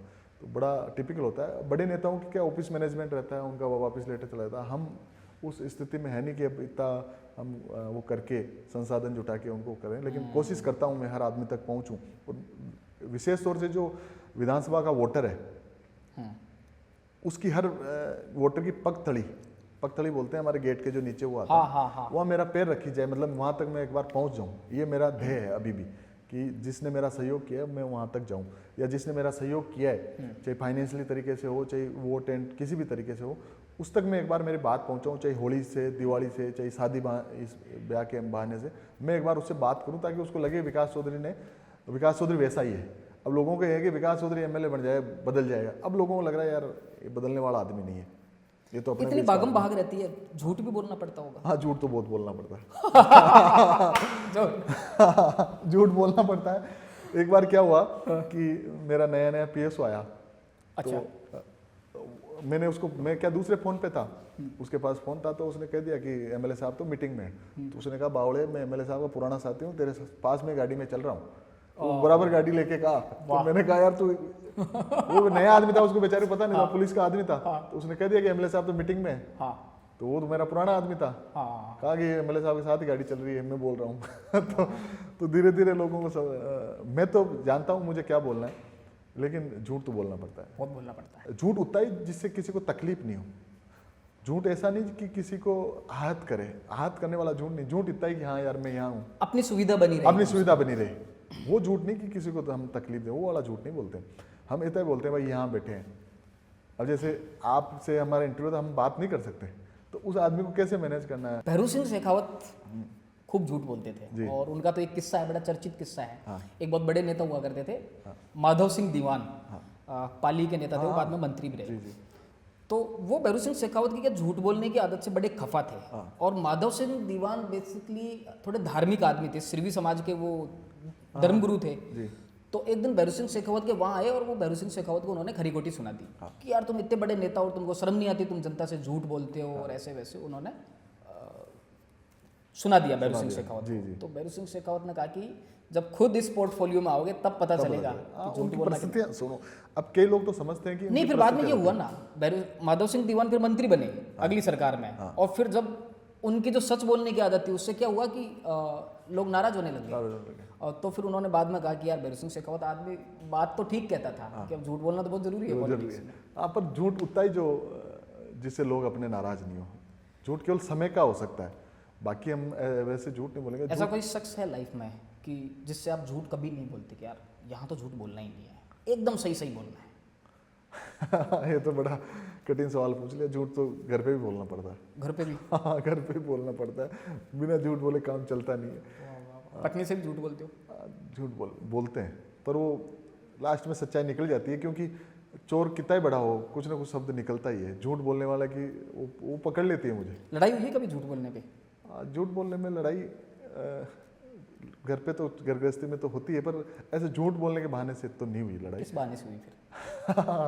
वही कि समय नहीं दे पाते हैं, और ऐसे उनको लगता है कि यार कि राजनीति सब कुछ है इनके लिए, क्योंकि इतना हम उसमें आगे बढ़ गए, तो थोड़ा सा समय देने के नाम पे होती है, बाकी नहीं होती। या फिर कभी वो होती है कि टाइम पे खाना नहीं खाते, टाइम पे उनको वो बार बार फ़ोन करते हैं खाना खा लो, तो नहीं पूछ पाते हैं, तो थोड़ा सा वो होता है। बाकी इस तरीके से हमारी ज़्यादा लड़ाई हुई नहीं कभी। अच्छा लगा कि आपने बहुत साफ गोई से बात हाँ, की। नहीं साफ गोई के लिए आप जाने जाते हैं, आपके स्टेटमेंट भी ऐसे हैं कि विकास चौधरी बड़े खुले दिल से बात करते हैं, तो मैं उम्मीद करता हूँ कि आपकी ये साफ गोई नहीं, 100% ये हमारा ध्येय है। अंदाज इसी तरह से बना रहे, जी। आप परिवार को वक्त दे पाएँ, ताकि आपके बच्चे समय से सोना सीख लें। ये तो ऐसी मैं प्रार्थना करता हूँ, और ऐसी आपको शुभकामनाएं हैं। थैंक यू डॉक्टर साहब, आप पधारे, इतना वक्त दिया, इतनी अच्छी बातचीत। नहीं, आना ही था, और मुझे आपके पॉडकास्ट के लिए काफ़ी लोगों के टेलीफोन थे और अलग अलग मीडिया हाउस से थे। ओके। तो मेरा भी मन था कि आप जैसे बुद्धिजीवी नहीं, हम तो सीख रहे हैं सर। साथी है उनको मैं बात रखूं, क्योंकि first impression is the last impression. शुरुआत जैसी होगी, आपको अच्छा लगा बात करके? 100% अच्छा लगा। मुझे लग रहा है टाइम और देना चाहिए, 4 बज गए, मुझे 3 बजे जाना था, लेकिन आपको जाना है। लंबा इंटरव्यू हो गया। वो शानदार इंटरव्यू रहा कि शुरुआत हुई है, और मुझे लगता है कि इससे हम और सीखने को भी मिलेगा, सुधार भी करेंगे। डॉक्टर साहब, थैंक यू वेरी मच। आप हमारे स्टूडियो आए और आप इसी तरह से लोगों को खाना खिलाते रहें, आपकी गाड़ी ऐसे ही निकलती रहे, मोड़ आते रहे। Thank you very much sir. Okay sir. तो डॉक्टर विकास चौधरी, किशनगढ़ से विधायक, राजस्थान के युवा विधायक, राजस्थान के हैंडसम विधायक, राजस्थान के सबसे लंबे कद के विधायक, उनके साथ में खूब सारी गुफ्तगू आज हुई है। आपको ये पॉडकास्ट कैसा लगा हमको कमेंट बॉक्स में ज़रूर बताएं, और इसी तरह के बेहतरीन पॉडकास्ट के लिए आप क्रॉस चैनल के साथ लगातार जुड़े रहिए। बहुत बहुत धन्यवाद। वाह सर, थैंक यू।